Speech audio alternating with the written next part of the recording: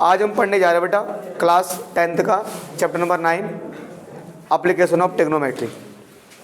देखो chapter number 8 में हमने पढ़ा था ट्रिग्नोमेट्री के बारे में कि सर ट्रिग्नोमेट्री क्या चीज़ है और उसके जो इक्वेशन थे उनको सोल्व कैसे किया जाता है। अब इस चैप्टर में हम पढ़ेंगे कि जो हमने चैप्टर 8 में पढ़ा था sine theta, cos theta, tan theta, cosec theta, उसका यूज कैसे होता है, यानी जो हमारे एक्चुअल रियल लाइफ में है, रियल लाइफ में ट्रिग्नोमेट्री का यूज क्या होता है, कैसे होता है, वो हम इस चैप्टर में पढ़ने जा रहे हैं। चैप्टर 8 में तो हमने ट्रिग्नोमेट्री पढ़ी, उसके हमने प्रैक्टिकल क्वेश्चन किए। अब उसी ट्रिग्नोमेट्री के जो फॉर्मूले हैं उनको हम यहाँ यूज करेंगे। यानी सर हमारे सामने कोई वर्ड प्रॉब्लम दिया होगा, कोई एक लंबी चौड़ी एक केस स्टडी टाइप का क्वेश्चन दिया होगा और हमें उस क्वेश्चंस को सॉल्व करना होगा किसके हेल्प से, ट्रिग्नोमेट्री के हेल्प से। ठीक है, trigonometry plus right angle triangle. ठीक है, ट्रिग्नोमेट्री में ज़्यादा बेसिक चीज़ें नहीं है, सिंपल मतलब ज़्यादा बेसिक नहीं है, 2-4 चीज़ें हैं सिंपल। जैसे सबसे पहले बेटा हमें क्या सीखना है, सबसे पहले हमें सीखना है, क्या सीखना है सबसे पहले, है ना। अबे तो साइड में बैठ जाओ ना, तुम साइड में खड़े हो जाओ, उनको दिखने रहा। हाँ लॉ पढ़ दो है ना। देखो हमें क्या सीखना है, एक और चीज़ें हैं। सबसे पहले हमारे पास एक पॉइंट है बेटा,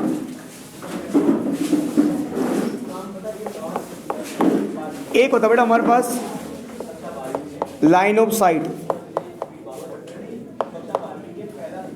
इसे बोलते हैं लाइन ऑफ साइट। जो सबसे पहले एक चीज़ आता है हमारे पास यहाँ पे, मतलब इस चैप्टर में हमारे पास ज़्यादा थ्योरी नहीं है, ज़्यादा फॉर्मूले नहीं है, फॉर्मूले वही है जो चैप्टर नंबर 8 में पढ़े थे हमने, वो भी सिंपल वाले। Line of site, line of site का मतलब क्या होता है बेटा, लाइन ऑफ साइट का मतलब होता है, लाइन ऑफ साइट का मतलब है कि जिस जगह पर हम खड़े हैं, जिस जगह पर हम खड़े हैं, जैसे हम एक इंसान यहाँ खड़ा है, ये उसकी आंख है, और यहाँ पर मान लो कोई ऑब्जेक्ट है, यहाँ पर कोई व्यक्ति खड़ा है, ये उसकी आंख है, यहाँ पर कोई ऑब्जेक्ट है, तो उस व्यक्ति की आंख से उस ऑब्जेक्ट तक जो रे जाएगी, इस व्यक्ति की आंख से इस ऑब्जेक्ट तक जो रे जाएगी, वो रे क्या होगी, लाइन ऑफ साइट। इसे बोलेंगे लाइन ऑफ साइट। खत्म। मैं आपको यहाँ देख पा रहा हूँ, ये जो रे जा रही है ये को क्या हो गई, लाइन ऑफ साइट। मैं मान लो उसको ऐसे देख रहा हूँ सीधे, मेरे से लेकर वहाँ तक वो लाइन ऑफ साइट। यहाँ से लेकर पंखे तक जो रे जा रही है वो line of site. Line of site इसका कुछ काम सिंपल, एक थोड़ा बहुत थ्योरी है क्योंकि बार बार सवाल में आएगा, इसका मतलब ये कहना चाह रहा हूँ। अगला एक होता हमारे पास भाई हॉरिजॉन्टल लाइन, हॉरिजॉन्टल लाइन। अब बेटा हॉरिजॉन्टल लाइन का मतलब क्या होता है, अरे हॉरिजॉन्टल लाइन मतलब सीधी रेखा यार, ये तो होता है सीधी रेखा। एक नहीं होता, एक होता वर्टिकल लाइन, एक होता है हॉरिजॉन्टल लाइन। तो जैसे मैं यहाँ खड़ा हूँ, अब मैं ये सामने दिख रहा हूँ अर्पित को ऐसे, तो कौन सी लाइन हो गई, हॉरिजॉन्टल लाइन, सीधी लाइन। तो देखो लाइन ऑफ साइट और हॉरिजॉन्टल लाइन में ज़्यादा फर्क नहीं है। हाँ इतना फर्क है कि लाइन ऑफ साइट ऐसे तो हो सकता है, ये भी तो हो सकता है, लाइन ऑफ साइट नहीं हो सकता, लाइन ऑफ साइट ये भी हो सकता है ना। पर जो हॉरिजॉन्टल लाइन वो क्या होती है, एकदम सीधी। एक व्यक्ति यहाँ खड़ा है, मतलब उस व्यक्ति की आंख है, ये उसकी आंख है, उसकी आई है और ऑब्जेक्ट यहाँ खड़ा है, तो ये हो गई हॉरिजॉन्टल लाइन यानी सीधी रेखा, है ना अमित। ठीक है। ये तो दो ऐसी चीज़ें हैं, मतलब ज़्यादा महत्वपूर्ण नहीं है, इनका कुछ काम नहीं है, बस समझने के लिए। अब हमारे पास यहाँ पर हम पढ़ेंगे दो महत्वपूर्ण एंगल के बारे में, दो बहुत ही इंपॉर्टेंट एंगल्स के बारे में। महत्वपूर्ण एंगल कौन से? देख बेटा, जो सबसे पहला एंगल है, सबसे पहला जो एंगल हमारे पास, दो एंगल है हमारे पास। एक होता है बेटा angle of elevation, angle of elevation, elevation. एक होता है एंगल ऑफ एलिवेशन, हिंदी में इसको शायद उन्नयन कोण बोलते हैं, मुझे याद नहीं आ रहा, उन्नयन या अवनमन कोण, कि दो कोण होते हैं, कि उन्नयन अवनमन। तो एलिवेट, हाँ एलिवेट मतलब देखो, एक होता है हाँ मुझे ज़्यादा अंग्रेजी नहीं आती, पर इतना पता है कि एलिवेट मतलब होता है उठाना, एलिवेशन ना, एलिवेट मतलब उठाना। तो एंगल ऑफ एलिवेशन एक होता है angle of elevation. Angle of elevation का मतलब ये होता है जब भी कोई चीज, एंगल ऑफ एलिवेशन का मतलब है जब भी कोई चीज किसी इंसान से ऊपर हो, जैसे मान लो आदित्य यहां पर है ना, और पतंग वो पतंग उड़ा रहा है ऐसे करके, यहां पर है और पतंग उड़ा रहा है, तो आदित्य कहां देख रहा है? ऊपर देख रहा है। आदित्य कहां दे रहा है? ऊपर, तो ऊपर देख रहा है ना। तो पहली बात तो एंगल ऑफ एलिवेशन बनेगा कब? जब हम ऊपर देख रहे हो, जब कभी हम ऊपर देख रहे हो तब बनेगा एंगल ऑफ एलिवेशन। यानी आई नीचे हो, मतलब जो देखने वाला हो, जो व्यक्ति देख रहा है वो नीचे हो और ऑब्जेक्ट ऊपर हो। जैसे मान लो आप गली में हो, आप छत में देख रहे हो, या आप गली में हो, आप आसमान में हेलीकॉप्टर देख रहे हो, या ऊपर पंखा देख रहे हो आप, तो यहाँ पर क्या बनेगा? यहाँ पर एंगल ऑफ एलिवेशन बनने वाला है, यहाँ पर बनेगा एंगल ऑफ एलिवेशन। तो यानी एंगल ऑफ एलिवेशन बता देता हूँ। देख बेटा, एंगल ऑफ एलिवेशन क्या है? ये है, तो मैं ये मान लो, ये सिंपल सी बात है, ये है और ये होती है हॉरिजॉन्टल लाइन। भाई सीधी लाइन जो होनी चाहिए, अरे कायदे से ये माना जाता है कि हम लोग सीधे देखते हैं, जब चलते तो हम वो देखते तो हम दाएं भी है बाएं भी है, पर मतलब हम सीधे देख, जब राष्ट्रगान करते हैं ऐसे देखते हैं हम सीधे। तो ये है हॉरिजॉन्टल लाइन, है ना, ये हॉरिजॉन्टल लाइन। अच्छा, तो हॉरिजॉन्टल लाइन से ऊपर जो एंगल बनता है, हॉरिजॉन्टल लाइन से ऊपर जो एंगल बनता है, देखो 10th क्लास से डेफिनेशन थोड़ी ना पूछेगा यार, व्हाट इज वर्टिकल लाइन, ये प्राइमरी क्लास थोड़ी ना है कि व्हाट इज एक्यूट एंगल पूछ रहे तुम्हें। मतलब कि अगर आपको मैं पूछूं कल कि बेटा what is angle of elevation, तो सर जो हॉरिजॉन्टल लाइन के ऊपर जो एंगल बनता है, कि angle above the horizontal line is called angle of elevation. ये ऊपर बन रहा है एंगल ऑफ एलिवेशन, अरे मतलब ऊपर को जो एंगल बनता है वो एंगल ऑफ एलिवेशन, ठीक है। एक होता है angle of depression, angle of depression, थोड़ा अंग्रेजी थोड़ा खराब हो सकती है, ठीक है। एंगल ऑफ डिप्रेशन, डिप्रेशन तुमने सुना होगा भाई, डिप्रेशन का शिकार हो गया, डिप्रेशन ही बोलते नहीं इसको, एंगल ऑफ डिप्रेशन, है ना भाई। हाँ, हिंदी में डिप्रेशन को क्या बोलते हैं? अवसाद, अवसाद बोलते हैं। तो अगर एंगल ऑफ एलिवेशन ऊपर है तो एंगल ऑफ डिप्रेशन क्या हो गया? भाई मतलब आदित्य ऐसे था, ऊपर देख रहा था, किसी को देख रहा था ऊपर छत में, ठीक है। अब जब 10 रुपये का नोट नीचे गिरता है, हम नीचे देखते हैं। तो मैं आप अगर नीचे देख रहे हो तो कौन सा एंगल बन रहा है? Angle of depression. ऊपर एलिवेशन, नीचे डिप्रेशन। तो यानी कि ऐसा एंगल जो किसके नीचे बनता है? हॉरिजॉन्टल लाइन के नीचे बनेगा, वो होगा एंगल ऑफ डिप्रेशन। तो ये हो गया angle of depression, angle of depression.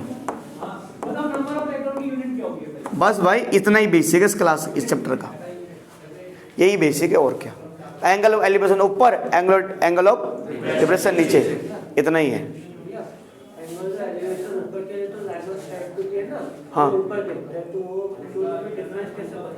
नहीं लाइन ऑफ साइट नीचे भी तो हो सकता है, लाइन ऑफ साइट मतलब हमारे से लेकर उस ऑब्जेक्ट का जो भी लाइन है, तो मान लो ये है, तो लाइन ऑफ साइट अभी ये है, मैं नीचे देख रहा हूँ, लाइन ऑफ साइट अभी ये है। और जब लाइन ऑफ साइट ऊपर होता है तो एंगल ऑफ एलिवेशन है, जब लाइन ऑफ साइट नीचे जाता है। क्यों यादव जी, अब की बार नहीं, पता नहीं, हमें क्या पता, हम क्यों बोले किसी की सरकार, हम क्यों बोले, हम किसी पार्टी के चमचे हैं क्या, हम राष्ट्रभक्त हैं। चलिए चलिए चलिए, चलो यहाँ देखो आप, इस बात है अब, ठीक है, एंगल ऑफ डिप्रेशन। अब इसमें मैं दो चीज़ें ध्यान देनी है। क्या क्या चीज़ें, एक तो वही जो हम ऑलरेडी सीख चुके हैं, जैसे चैप्टर नंबर 8 में, कौन सी, कि भैया साइन कॉस टेन, इनकी वैल्यू जैसे आपको पता है। एक तो वही बेसिक चीज़ें कि सर जैसे कि sine theta is equal to perpend P upon में H, cos theta is equal to B upon H, tan theta is equal to क्या हो गया, P by B, P by B. ये आपको पता होने चाहिए। साइन कॉस टेन, इसके जो वो तो आपको याद हो ही जाएंगे कि sine cos tan cosec sec cot, cosec cot, है ना। Sine cos tan cosec sec, sine cos tan cot sec cosec tan cos sine, sine cos tan, sine cos tan, तो ये उल्टा हो जाएगा ना, ये हो जाएगा एच बाई पी बाई, या उल्टा बोल दे रहे बी बाई पी। ये बाकी तो फॉर्मूला याद नहीं करना है, एक ये इतने याद रखना है आपको, वो भी नहीं करना है, sine square theta plus cos square theta, वो भी याद करने की आवश्यकता नहीं है भाई। एक याद करना है, ये पता होना चाहिए जैसे आपको थोड़ा बहुत, कि भैया टेन थीटा को क्या लिख सकते हैं हम, साइन थीटा अपॉन में कॉस थीटा, टेन थीटा का लिख सकता है साइन अपॉन कॉस, ठीक है। और दक्ष जी इसके अलावा ये तो हो गया दक्ष भाई, इसके अलावा आपको क्या करना है, एक तो इसके अलावा आपको पाइथागोरस थ्योरम पता होनी चाहिए। पाइथागोरस थ्योरम कि सर जैसे ये राइट एंगल ट्रायंगल, ये राइट एंगल ट्रायंगल, तो राइट एंगल ट्रायंगल है, तो राइट एंगल ट्रायंगल वो ट्रायंगल होता है जिसमें क्या होता है, एक एंगल, कपिल वो हमें जानिए आया, अच्छा, जिस ट्रायंगल में एक एंगल 90 डिग्री का वो क्या होता है, राइट एंगल ट्रायंगल, ठीक है। तो राइट एंगल ट्रायंगल में, राइट एंगल ट्रायंगल की जो सामने साइड वो हाइपोटेन्यूस, और इनमें से कोई भी बेस और परपेंडिकुलर हो सकता है, ये बेस तो ये, तो जो पाइथागोरस थ्योरम होता है, पाइथागोरस थ्योरम, तो पाइथागोरस थ्योरम क्या होता है, perpendicular square plus is equal to में P square plus B square is equal to H square, ये पाइथागोरस थ्योरम होता है, ये आप लोग पढ़ते आ रहे हैं, एक बात, ठीक है। इसके अलावा प्यारे बच्चों ये आपको पता होना चाहिए यहाँ पर।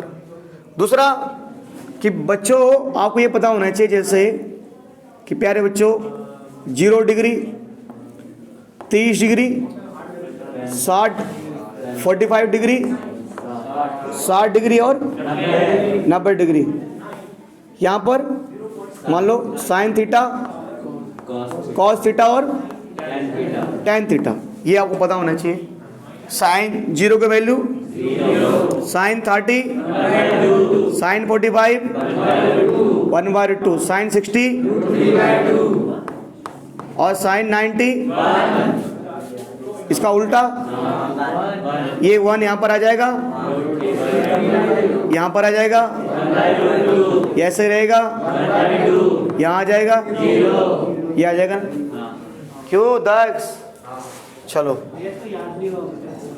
tan 0, tan 30, tan 45, tan 60, tan 90 and D not defined। और एक आपको और चीज़ याद रखनी है, एक और चीज़ याद रखनी है आपको, एक और याद रखना है आपको। सारा बेसिक करा दिया मैंने, इसका और कुछ नहीं आएगा, नहीं पूछेगा। अब आपको एकदम सीधे सवाल लगाने हैं। एक और आपको पता होना चाहिए बाबू, बेटा मान लो एक कोई ट्रायंगल है, ये कोई ट्रायंगल है, ठीक है, ABC कोई ट्रायंगल है, वो राइट एंगल ट्रायंगल है। तो जितने भी आपके पास इस चैप्टर में एक्सरसाइज 9.1 में एक एक्सरसाइज है, जितने भी क्वेश्चन बढ़ेंगे ना, उन सभी क्वेश्चन में क्या है, राइट एंगल ट्रायंगल बनेगा बस, ठीक है। अब मान के चलो भाई, मान लो ये लाइन है, जैसे फॉर एग्जांपल के लिए बाय द वे, जैसे मान लो यार कि अब पहचान ध्यान दो, मान लो मैंने मान लिया भाई विकास यादव है, अब विकास यादव यहाँ छत में बैठा हुआ है, ठीक है जी। अब विकास यादव देख रहा है सामने, देखो मतलब विकास यादव देख रहा है यहाँ सामने, यहाँ देख रहा है, नीचे देख रहा है, मतलब विकास यादव देख रहा है नीचे, यहाँ देख रहा है ना, मतलब उसका दोस्त सी है, अरे चौनियाल नाम है उसका ना, अरे एक बच्चा कार्तिक चौनियाल हमारे पास, मतलब उसको देख रहा हूँ। अब प्यारे बच्चों यहाँ पर, अब मान लो जो उसको दिख रहा है तो नीचे दिख रहा है, तो कौन सा एंगल बनेगा, एंगुलर डिप्रेशन बनेगा। पर आपको ध्यान देना पड़ेगा, देखो हम क्या मान के चल, जब भी हम कोई एंगल बनता है तो एक सीधी लाइन तो हम खींचते हैं ना। अरे जैसे मैंने कहा ये है, ये एंगल ऑफ एलिवेशन है, तो हॉरिजॉन्टल लाइन तो होती है, ये एंगल डिप्रेशन है, तो ये लाइन तो होगी। अब भाई विकास देखता नीचे रहा हो, अब मान लो जब देख रहा है तो नीचे दिख रहा है और एंगल बन रहा है 60 डिग्री का, एंगल बन रहा है 60 डिग्री। तो बेटा एक आपको ट्रायंगल छोड़, 2 मिनट ट्रायंगल मैंने ऐसे बना दिया, तो आपको एक सीधी लाइन तो बनानी पड़ेगी, जो नॉर्मल रे होती है हॉरिजॉन्टल लाइन, वो तो आपको बनानी ही पड़ेगी। तो हमने क्या बोला था बेटा कि हॉरिजॉन्टल लाइन से जो नीचे एंगल बनता है वो होता है एंगल ऑफ डिप्रेशन। तो यानी जो बेटा ये हॉरिजॉन्टल लाइन और इससे नीचे, मतलब जो देख रहा है ना विकास, तो 60 डिग्री एंगल ये है, 60 डिग्री एंगल ये 60 डिग्री एंगल है, ये हॉरिजॉन्टल लाइन है, वो नीचे दिख रहा है, तो ये एंगल बनेगा 60 डिग्री का।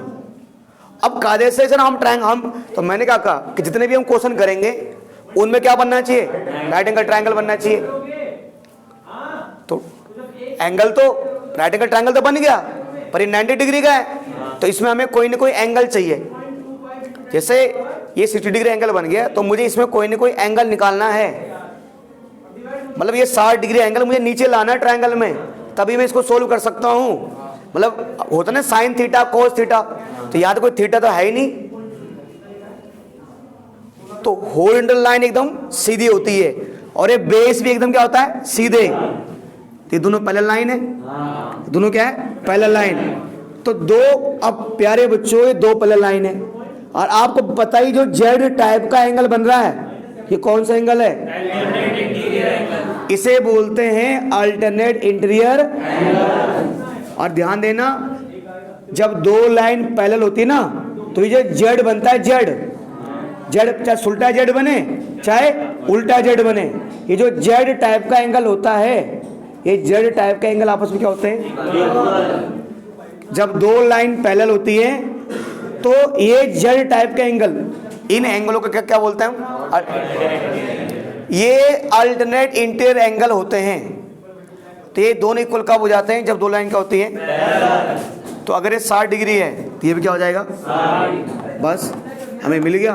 तो ये तो फिर अपने आप 30 आ ही जाएगा। ये हम सीधा देखते हैं, अब वो नीचे दिख रहा है, इसलिए ये हो गया 60 डिग्री एंगल। तो ये मतलब बहुत सारे सवालों में हम ऐसे इसका यूज करेंगे टेक्निक का। तो एंगल ऑफ एलिवेशन ऊपर, एंगल ऑफ डिप्रेशन नीचे, sine cos tan cos sec cot Pythagoras theorem P B is equal to H square, ये बस, ठीक है आलोक। तो इतना हमारा इस चैप्टर का बेसिक हो चुका है। अब निकालो एक्सरसाइज 9.1। क्या है, पहले क्वेश्चन क्या है, a circus artist is climbing a 20 metre long rope. एक सर्कस कोई आर्टिस्ट है वो क्या करता हो, 20 मीटर लंबी रस्सी पे चढ़ता है, तो देखा होगा है ना। आइए आदित्य भी कर लेता है, ठीक है। अरे सर्कस यार, which is tightly stretched and tied from the top of vertical pole to the ground। अब यहां तक देखो, ये लाइन इसकी मीनिंग ये बैठ रही है, जो 20 मीटर की रस्सी है ना, उसको एक खड़े खंबे से बांधा गया है। अच्छा, ये आदित्य ऐसे जा रहा है क्या? मान लो ये है खंबा, ये तो है, और ये आदित्य जा रहा है ऐसे, यही जा रहा होगा, ये तो बोल रहा हूं। तो रस्सी की लंबाई क्या है? 20 मीटर। अरे तो खंबे से बांधा गया है, ठीक है। Find the height of the pole. इस पोल की क्या बतानी है? हाइट, पोल हाइट बतानी है। रस्सी को ऐसे तो बांधा होगा यार, अक्सर रस्सी में ऐसे तो बांधते हैं। जैसे मान लो अबे देखो यहाँ पर होगा तो शायद इसका ग्राउंड का एक सोर यहाँ पे इसको बांधा होगा उस कील उल से, ये तो है भाई। Find the height of pole if the angle made by the rope with the ground level. कह रहे अगर जो रस्सी है ना, बुक में देखो ध्यान से, if the angle made by the रोप, जो रस्सी क्या बनानी है? एंगल। तो रस्सी किसके साथ एंगल बना रही है? ग्राउंड, जमीन के साथ। कितने डिग्री का? 30 डिग्री का। हमें खंबे की हाइट बतानी है, ठीक है। यहां तो उसने कुछ एलिवेशन की बात आई भी नहीं, है ना। मतलब कि क्वेश्चनों में दिया होगा कि angle of elevation, angle of depression. क्यों राजकुमार, है ना, ये हो गया। अब देखो राजकुमार, यार देखो राजकुमार जी, देखो हमें ए बी की हाइट बतानी है, तो सबसे पहले आपको एग्जाम में लिखना पड़ेगा। देखो भाई, लिखने का नंबर मिलेंगे कि किसको आपने क्या माना है, प्रॉपर लिखना पड़ेगा। किस जैसे क्या ऐसे लिख दो कि let A C be a रोप। लिखना पड़ेगा क्या क्या माना है। तो ना बच्चे क्या करते हैं, सीधे लिख देते हैं। मतलब क्या करेंगे अभी, इन ट्रायंगल दिस, बिना लेट के हुए। फिर भाई देखो, आपको क्या करना, आपको चीज़ों को इतनी आसान भाषा में लिखनी है और समझानी है ताकि एग्जामिनर उसको आसान से समझ जाए और चेक करें। अब अगर आपने ऐसी भाषा लिखी है कि एग्जामिनर समझ नहीं पा रहा, आपने लिखा तो सही है, अगर एग्जामिनर को दिक्कत हुई तो फिर बेटा आपको मार्क्स लाने में भी दिक्कत हो जाएगी। अरे अगर मुझे तो पता है कैसे करना है, अगर मैं समझा दूँ दिस और हैंड्स प्रूफ कर दूँ तो तुम्हारे समझ में आएगा?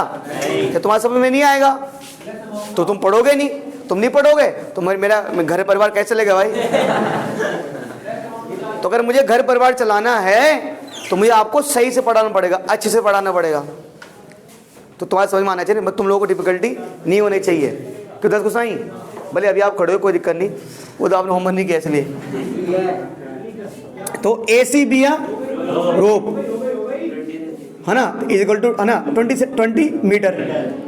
आप एड A B be a pole, A B be a pole, A भी एक पोल है, इसको अच्छा मान लो, और ये 30 डिग्री है ना, तो angle A C B, angle A C B कितना है? 30 डिग्री है, ठीक है। Angle A C B 30 degree है। अब क्या निकालना बेटा आपको? ऐसे निकालना है।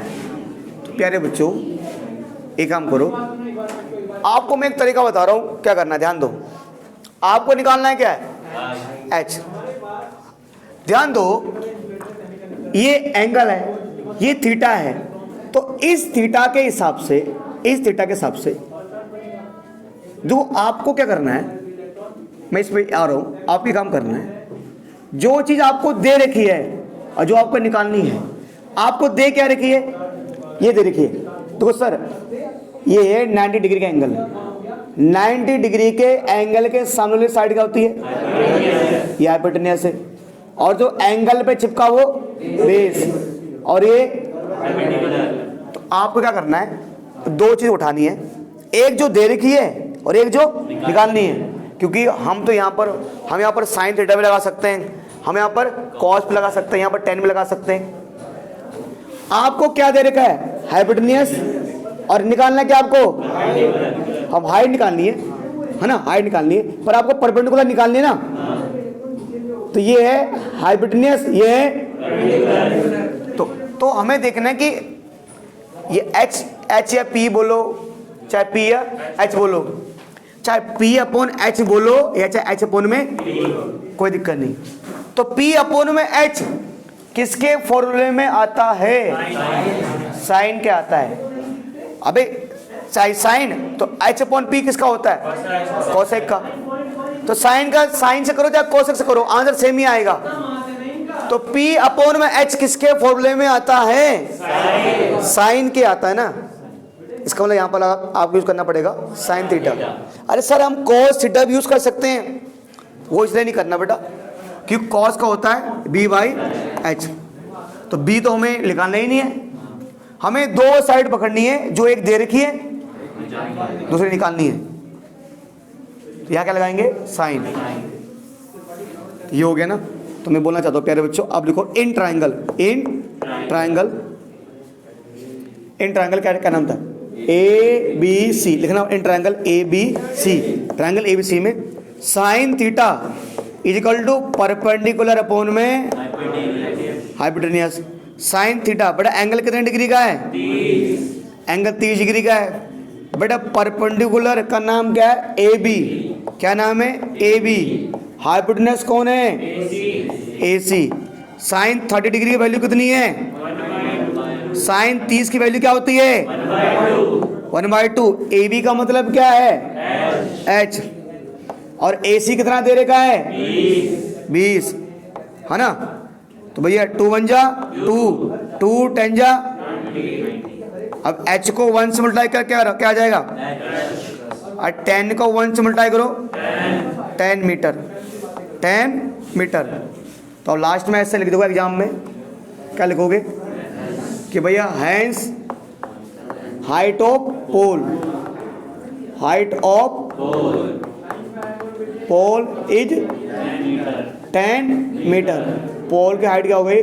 10 मीटर हो गई। बोलो भाई, बोलो भाई।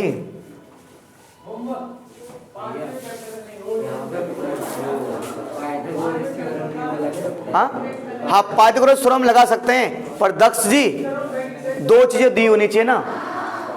मतलब ये है तो ये दो चीज गिवन होनी चाहिए ना, तभी लगा पाते हैं हम, है ना। नहीं अगला क्वेश्चन करा रहा हूँ, ठीक है। अगला सवाल नंबर 2 बोलो भाई। दीपांशु मुंडे जी क्या दिक्कत है? नहीं है? अगला कराएं। क्वेश्चन नंबर 2 में क्या है बेटा? कहता है a tree break due to storm. एक पेड़ है तो वो किसकी वजह से टूट गया? तूफान आया, बवंडर आया, भूचाल आ गया, बवंडर आ गया। तो कोई नहीं, एक पेड़ है वो तूफान की वजह से टूट गया। And broken part band so that, एक पेड़ था तो मान लो वो तूफान को टूट गया। तो बेटा प्यारे बच्चों मान के चलो, प्यारे बच्चों ये पेड़ था, ये था पेड़, ये था पेड़ था, ए बी नाम का पहले पेड़ था। तो पेड़ था तो मान लो इसका ये वाला पार्ट ये था ना, ये यहां से टूट गया, ये टूट गया सी, मतलब ये पूरा पेड़ था तो इसका ये पार्ट ऐसे था, अब ऐसे हो गया, झुक गया ना। पहले पेड़ ऐसे था, अब ऐसे नीचे टूट गया ना। तो ये पहले एसी पार्ट क्या आ गया? जमीन में आ गया। एसी पार्ट ऐसे गिर गया भाई, ऐसे तो आएगा, है ना। पहले सीधा था ऐसे, है ना, ये था, अब क्या हो गया? बैंड हो गया। तो मान लो वो जमीन को टच कर रहा है, वो शायद बोल रहा है वो एक पहले पेड़ ए बी पेड़ था, अब टूट कर क्या कर रहा हो? जमीन को टच कर रहा है, जमीन को टच कर रहा है, यहाँ टच कर रहा है। तो मान लो इसका नाम C1 रख दो। क्या रख दो? C1। अरे ये पेड़ का पुराना, ये वो पुराना वाला हिस्सा था, है ना। ये नहीं होता भाई आफ्टर और बिफोर, ये बिफोर और ये आफ्टर वाला, ये सीन है। तो ट्री बुक में देखो, storm do the broken part top of the tree. Top of the tree touch the ground, ground को टच कर रहा है वो, इसका जो पेड़ का टॉप है वो ग्राउंड को टच कर रहा है। And making angle of 30 degree, कितने डिग्री का एंगल बना रहा है? 30। मतलब ये जमीन के साथ 30 डिग्री का एंगल बना रहा है।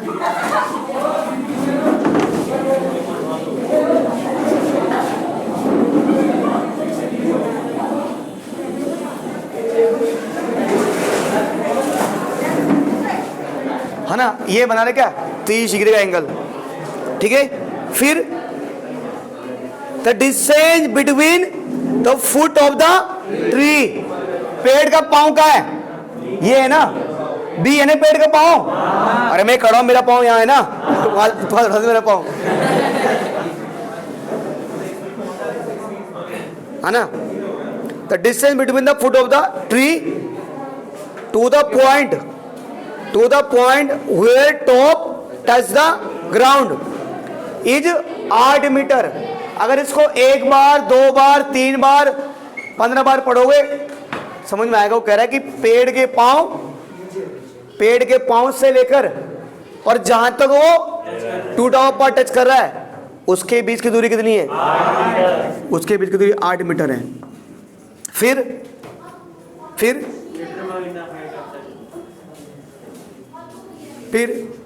करे कि find the height of tree, find the height of tree. तो हमें पूरे पेड़ की पता नहीं हाइट, पूरे पेड़ की बोले जो उसकी असलियत में हाइट क्या थी, पेड़ की हाइट क्या थी ये बतानी है। तो पेड़ की हाइट अगर क्या थी उसके लिए मुझे तो बीसी पता होना चाहिए, बीसी पता होना चाहिए ना, बीसी और एसी। मतलब बीसी तो पता होना ही चाहिए, और आपको पता है जो एसी था वही तो सी, ये हो गया C1, वही तो था ऊपर वाला पार्ट रहा, हाथ ऐसे तब अब हाथ नीचे आ गया, बात वही पड़ है ना। तो क्या करना है, देखो अब जाहिर सी बात हम मान के चलते हैं कि सर अब वो ये बोलना कि सर पेड़ ऐसे तो हो सकता है, पहले झुका हुआ पेड़ हो क्या पता, तो 90 डिग्री एंगल नहीं बना रहा हूँ। अरे मान अब मैं ऐसा मैं सीधा कर रहा हूँ भाई, मैं तो 90 डिग्री एंगल बना रहा हूँ मैं, तो हमें मान के चलेंगे जैसे ये लौंडे खड़े हैं ऐसे नहीं, एकदम जैसे आदि तक खड़ा एकदम सावधान से सीधे हालांकि खड़ा नहीं है पर है ना 90 डिग्री एंगल ये बना रहा है। तो प्यारे बच्चों काम करना पड़ेगा आपको। देखो ये एंगल है, तो प्यारे बच्चों इसके हिसाब से, इस एंगल के हिसाब से ये बेस और हाइपोटेन्यूज से फिक्स रहता है 90 डिग्री सामने साइड। फिर इसका नाम और कुछ आप डी रख दो, इसका नाम यार डी रख दो इसका नाम, ठीक है जी। अब ये तो आपका परपेंडिकुलर है, तो यानी कि यार आपको ना इस क्वेश्चन में BC भी निकालना पड़ेगा और CD भी निकालना पड़ेगा, दोनों निकालना पड़ेंगे। तो देखो भाई ये है थीटा, तो पहले आप जो भी एग्जाम में क्या लिखना है सबसे पहले आप लिख दो बेटा कि सर कि लेट क्या A B be tree, A B be या ट्री, ए बी क्या है एक पेड़ है, ठीक है। फिर ऐसे लिख दो उसके बाद कि C D be broken part, CD भी broken part of tree, CD पेड़ का टूटा हुआ भाग है, हिस्सा है, ठीक है भाई। इतना लिखना और बात तो लिखना आपको। और एंगल BDC, एंगल BDC कितने डिग्री का बन रहा है? एंगल BDC बन रहा है 30 डिग्री का, है ना, ठीक है। और उसको प्यारे बच्चों से आपको पता है ना जो AC था वही तो टूट कर CD बना है, तो AC बराबर CD, AC बराबर CD, है ना। बस अब ये काम कर लो, क्या कर लो, इस ट्रायंगल में क्या लगाओगे, अभी ट्रायंगल है तो मान लो मुझे जैसे मुझे क्या दे रखा है बेस, क्या दे रखा है बेस, अब मुझे परपेंडिकुलर निकालना है, तो ये परपेंडिकुलर और ये बेस है, तो परपेंडिकुलर और बेस का फॉर्मूला P अपॉन में B किस में आता है? 10 में आता है। यानी लिखेंगे in triangle CBD, in triangle CBD क्या लगाओगे? tan theta. तो सर tan ही क्यों लगाएंगे? अरे मुझे बेस दे रखा है और क्या निकालना है? परपेंडिकुलर निकालना है, तो tan थीटा बराबर परपेंडिकुलर अपॉन में tan थीटा कितने डिग्री का है? 30 डिग्री का है। परपेंडिकुलर कितना है? परपेंडिकुलर क्या है? परपेंडिकुलर क्या है? BC है ना, BC है। और बेस कितना है? 8। tan 30 डिग्री की वैल्यू क्या होती है? 1/√3। 20 हाँ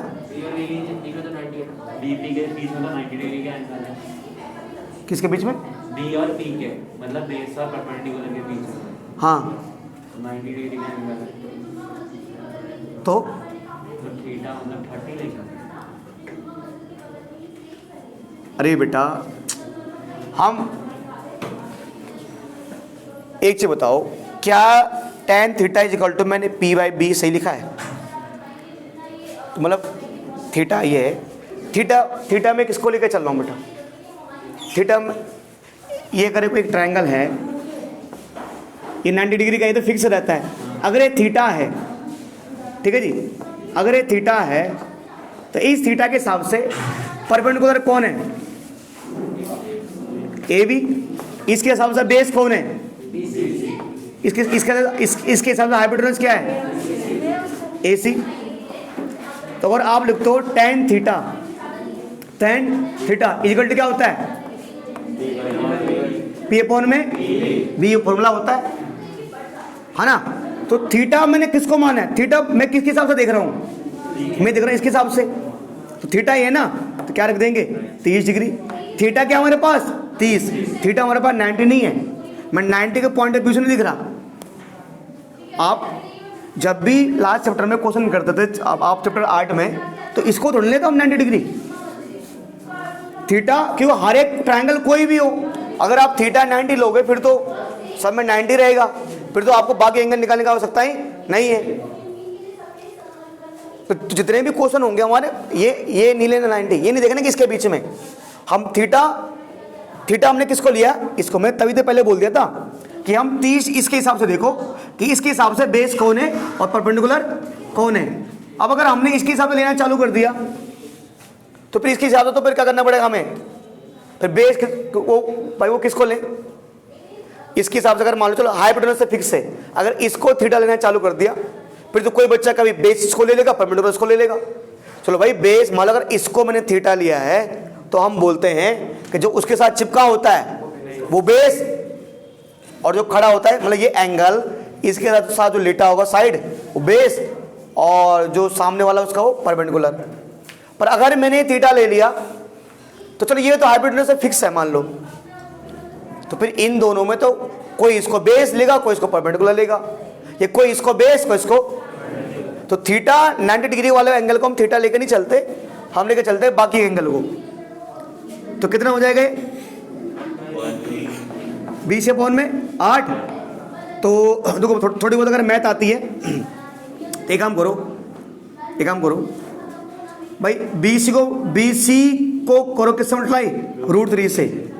तो जाएगा √3 BC और 8 × 1 8।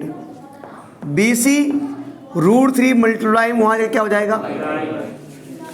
और ध्यान देना आपको एक काम करना है, क्या करना है कि रूट कभी भी नीचे नहीं रहने देना, और कभी भी आए तो रूट का नंबर नीचे नहीं रहने देना। हर बार एक चैप्टर में हर एक क्वेश्चन में कभी √3 कभी √2 आएगा।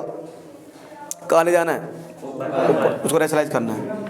क्या करोगे इसको? है ना, इसको रेशनलाइज करो तो √3 को ऊपर मल्टीप्लाई और नीचे मल्टीप्लाई। तो BC बराबर बेटा √3 को √3 से मल्टीप्लाई करो क्या आएगा? 3। ये जगह 8√3 आ गया। तो क्या करेंगे? 8√3 आ गया, फिर ये क्या आया? BC कि क्या आया? सही 8√3।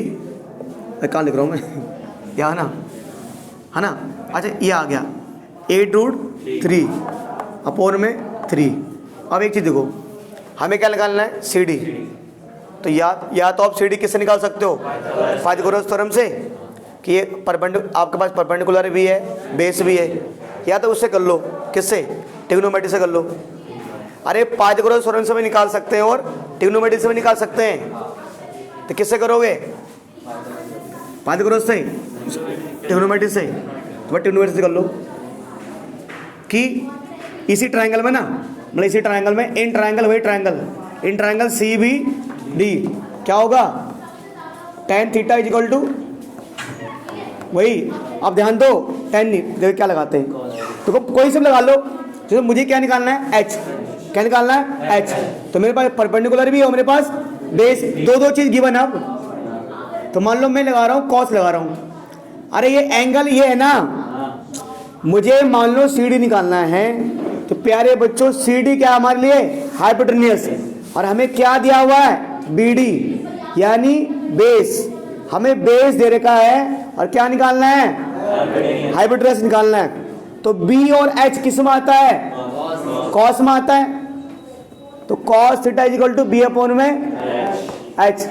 कॉस थीटा कितने डिग्री का है, 30, कॉस 30, बेस कितना है 8, और एच कितना है, एच निकालना है। अरे बाबू आप चाहते तो P बाई एच भी लगा सकते थे, साइन भी लगा सकते थे, तब भी, क्योंकि हमें उस रेशियो को यूज करना है जो एक चीज गिवन होगी और एक निकालनी होगी। तो B बाई एच भी लग रहा है और P बाई एच भी लग रहा है। cos 30 की वैल्यू क्या होती है, √3/2, और ये 8/h। देख बेटा h को मल्टीप्लाई कर √3 से क्या आ जाएगा, √3h, 2 को मल्टीप्लाई कर 8 से 16, बेटा ये मल्टीप्लाई में क्या आ जाएगा, डिवाइड में। इसको रेशनलाइज करोगे तो √3 को ऊपर भी मल्टीप्लाई और नीचे भी, बट कितना आ जाएगा, 16√3 और √3 3। तो h, तो बेटा हमने कहा था ना, क्या हमारे पास BC की हाइट आ चुकी है, CD की हाइट आ चुकी है, और आपको पता है जो हाइट CD की है वही हाइट AC की है, तो ये हमारे CD के बराबर भी मान लो, सॉरी किसके बराबर, AC। अब बेटा एक काम करो, और मुझे क्या निकालना है, ए बी निकालना है, क्या निकालना है, ए बी निकालना है ना, तो क्या होगा बेटा, AC plus BC, AC plus BC।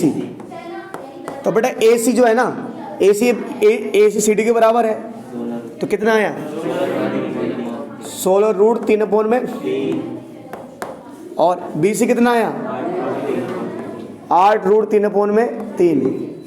तो बेटा दोनों का एलसीएम सेम है, नीचे 3 रहेगा, तो 16 8 24, 24√3 में 3 आए ना, तो 3 8 जा 8√3, ये हमारा क्या आ जाएगा, तो लिख देना हैंस पेड़ की ऊंचाई क्या है, 8√3।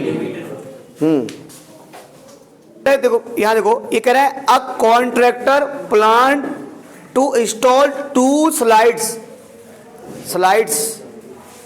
एक slides for the children to play in park. अरे पार्क में नहीं होता, पहले चढ़ते हैं उसमें नीचे फिसलते हैं, हिंदी क्या बोलते हैं उसको, फिसलन पट्टी, है ना। एक वो भी होता है, और एक कुछ बच्चे स्कूल में भी फिसलते हैं, स्कूल में नहीं होता वो ग्रिल, कुछ गधे यहाँ फिसलते हैं, हाँ वो भी टैलेंट ही होता है ना। चलिए 2 प्रकार के हमें वो बनाने, बेटा 2 प्रकार के, ठीक है, हाँ एक को नहीं, एक निकालो, है ना, तुम उधर चलो, ठीक है। And for the children below the age of 5 year.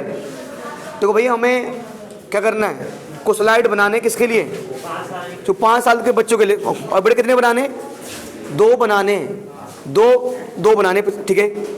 C prefer to have slide who stop at a height of 1.5 metre and in inclined at the angle of 30 degree to the ground. मतलब उसको 2 फिसलन पट्टी बनानी है, तो एक फिसलन पट्टी जो है, एक फिसलन पट्टी की हाइट कितनी है पहले वाले की? 1.5 मीटर। और and inclined at the angle of 30 degree.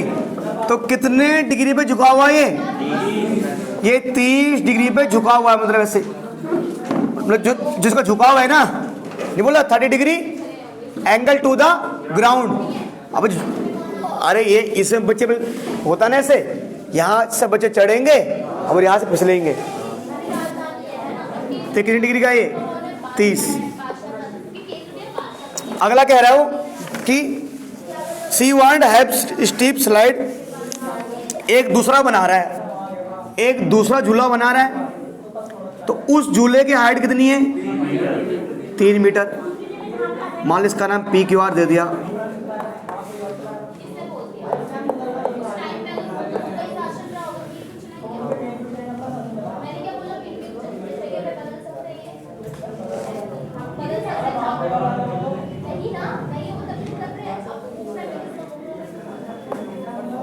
इसकी हाइट 3 मीटर है और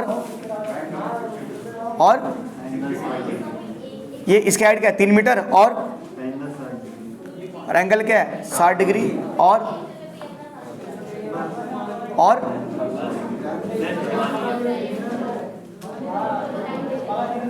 ये हो गया ना। और एक हाँ ये दिया बस। क्या कर रहा है कि what is the length of slide in each case.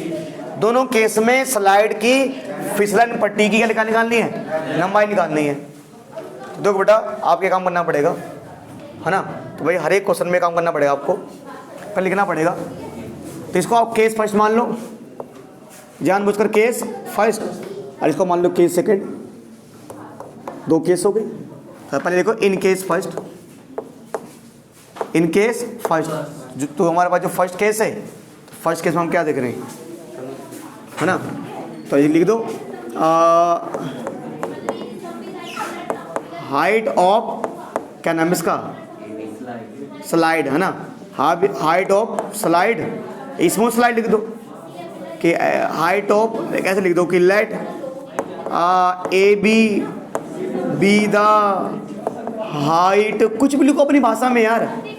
Late A B the height of small slide, है ना, स्मॉल स्लाइड, ठीक है।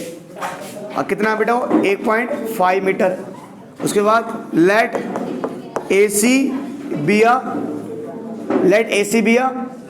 स्लाइड, है ना, A C B slide, a slide है।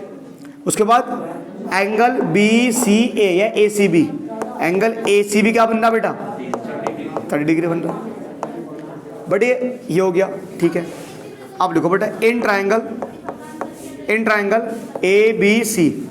अगर आप ट्रायंगल ए बी सी लिखते हो, तो ट्रायंगल ए बी सी में बट ये एंगल है थीटा, तो इसके हिसाब से ये क्या है? बेस। ये तो अगर आपको दे रखा है परपेंडिकुलर, और निकालना क्या है? पी है और एच निकालना है। तो पी और एच किस में आता है? तो लगा दो आप sine theta is equal to P upon में एच। बटा पी बटा थीटा कितना है? 30। बटा परपेंडिकुलर कितना है?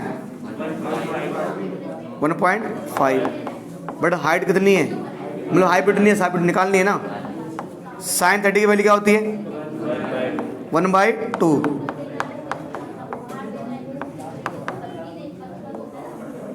देख बेटा h इंटू 1 h, तो 1.5 को किस ट्राई करेंगे? 2 से। तो 15 2 जा 30, पॉइंट के बाद 0 की वैल्यू नहीं होती। तो h बराबर क्या होगा? 3 मीटर। हाइट हो गई 3 मीटर बस। मतलब हाइट नहीं, क्या हाइपोटेन्यूज। सार्थक आ तो गया। अरे सार्थक हाइपोटेन्यूज की लंबाई कितनी हो गई? बस ये स्लाइड। ये वाला खुद कर लेना भाई, बी वाला पार्ट। तो सेकंड केस है ना, सेम तो कर रहा है वो। अब एक चीज देखना कितना आएगा। अगर इसमें एंगल 30 था, कितना आएगा ये?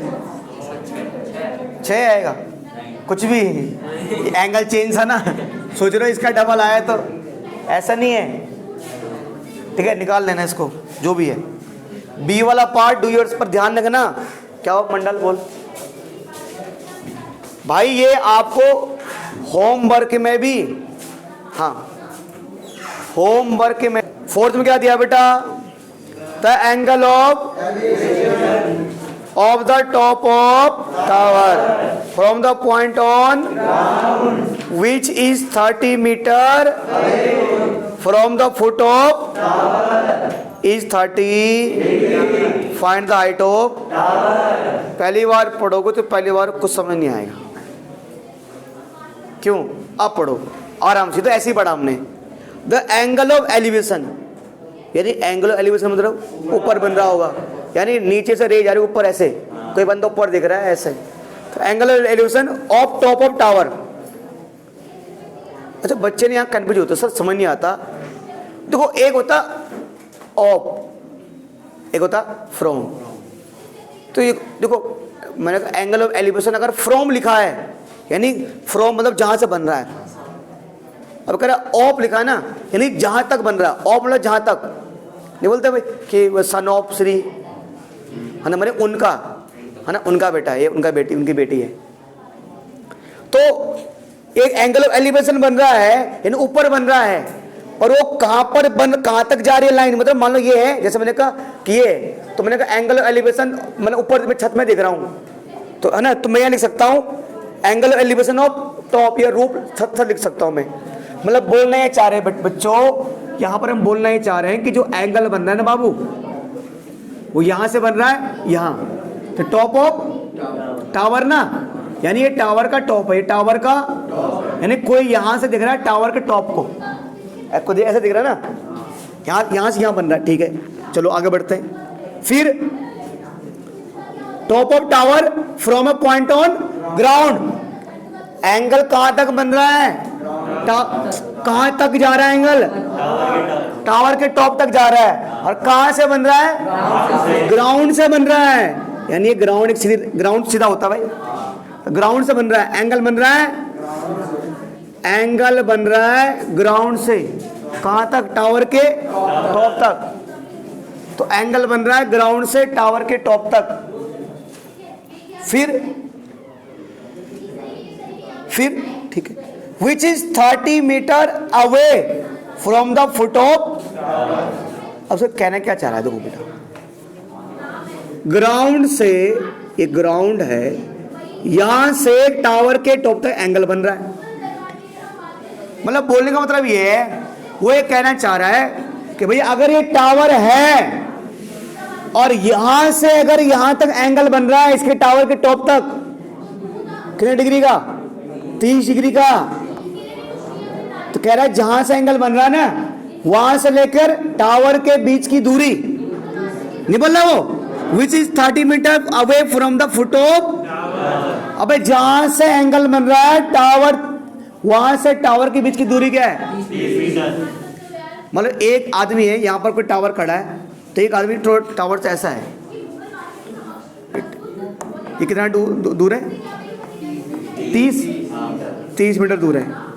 ये व्यक्ति टावर से कितना मीटर दूर है? 30 मीटर दूर है, ऐसे करके ऐसे खड़ा है।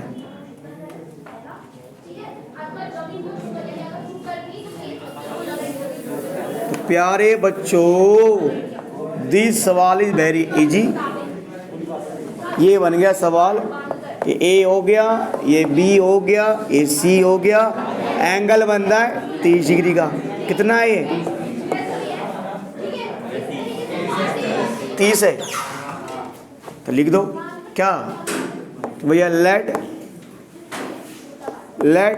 आइए सही जगह, एक जगह नहीं आया, आराम से जाइए, आराम से यहाँ और वहाँ बैठ जाइए। Let A B a tower. मान लो ए बी क्या है? टावर है। तो ए बी की हाइट क्या है? पता नहीं है, एच मान लो। क्या मान लो? एच। बस यही तो है। अब क्या लिखोगे? बी सी ग्राउंड है। नहीं लिख दिया, इतना लिख दिया।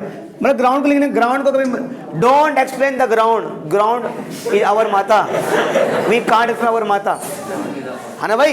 ग्राउंड को कैसे एक्सप्लेन करोगे यार, ये ग्राउंड है, नहीं ग्राउंड है, तो पता है सबको किस ग्राउंड है। ये ले बस, अब ये रस्सी तो है नहीं, हो गया इतना ही इसमें। फिर क्या लिख दो, अच्छा ऐसे लिख दो भैया कि भैया BC बराबर क्या है 30 मीटर और एंगल ACB, एंगल ACB बराबर 30 डिग्री, है ना। और बाकी लिख दो क्या कि in triangle ABC, triangle ABC को उठाओ, ये क्या है बेस, अब ये आपका है ना, इसको तो आपने है ना, ये आपका हाइपोटेनस होता है, पर हालांकि इसको हमने ऐसे माना हुआ है, तो आपको लिखने, ये तो आपको लिखा रहा हूँ मैं ऐसे ही आसानी के लिए यार। आप बाबू नहीं हो आप कि बाबू ये बेस, ये हाइपोटेनस, ठीक है भाई। अच्छा क्या निकालना हमें, टावर की हाइट निकालनी ना, तब टावर की हाइट निकालनी है। तो देखो भाई आइए सही जगह आइए आप, तो देखो हमें बेस दे रखा है और क्या निकालना है, क्या निकालनी है P है नहीं, P क्या निकालना है, P निकालना है हमें, बेस है और P निकालना है। तो P और B किस में आता है, tan में, तो tan 30 equal to perpendicular upon में बेस, तो एंगल कितने डिग्री का बन रहा है, तो परपेंडिकुलर कितना है निकालना है, बेस कितना है, हालांकि एक लाइन में छोड़ना ही है, नंबर कट जाएगा। P पूरा लिखो, AB पूरा टीचर को लगना चाहिए, क्योंकि कभी कोई कुछ बुजुर्ग मास्टर पढ़ लेते हैं, उनको दिखता नहीं, फिर उनको देखो O AB yes, BC yes, सही है, this is not right, you got 4 marks. 3 की जगह 4 दे सकते हैं, क्या पता, 1 नंबर एक्स्ट्रा का ये लाइन लिखने का, क्योंकि इसके लिए होमवर्क में पिटाई हो सकती है भाई, ध्यान रखना ये लिखने की, इस टाइम मिस नहीं करना। और गूगल से चीटिंग करके लाओ, गूगल में तो पता लग जाता है क्या चीटिंग करके लाए हो, वहाँ तो शॉर्टकट मारता हो, वहाँ तो ऐसी हार्ड लैंग्वेज लिख रही होगी, क्योंकि बच्चों को GUSSAIN जो गुस्साइन को गुस्सैन पढ़ता है वो नहीं, तो वो बच्चा हार्ड इंग्लिश कैसे लिख देगा भाई, कि हमें सिंपल सिंपल अंग्रेजी आती है। देखो लेट AB में टावर, आसान इंग्लिश, वो लिखता पता नहीं कौन कैसी इंग्लिश, लेट AB विद ये, और ब्रेकिंग टावर, ब्रोकिंग पता नहीं क्या क्या। वही यहाँ देखो, चलिए यहाँ देखिए, ये हो गया ना, तो tan 30 की वैल्यू क्या होती है, और AB क्या है, AB निकालना है ना, और BC 30 है ना। तो देखो भाई AB को √3 से मल्टीप्लाई करो, AB √3, 30 को 1 से करो 30 मीटर, ये मल्टीप्लाई में क्या आ जाएगा 30 मीटर अपॉन में √3 आ जाएगा ना। क्या करना अब एक्सरसाइज करना है, करो भाई, 30 अपॉन में √3 को ऊपर भी और नीचे भी, 30 √3 को √3 से करो, 3 1 जा 3 10 जा 30, कहेगा 30 √3, 10 दिखा मैंने, मैं चेक कर रहा, तुम लोग बोलते नहीं बोलते। ये क्या आ गई, टावर की हाइट, लिख देना hence height of tower is this, hence height of tower is this, बोलो भाई।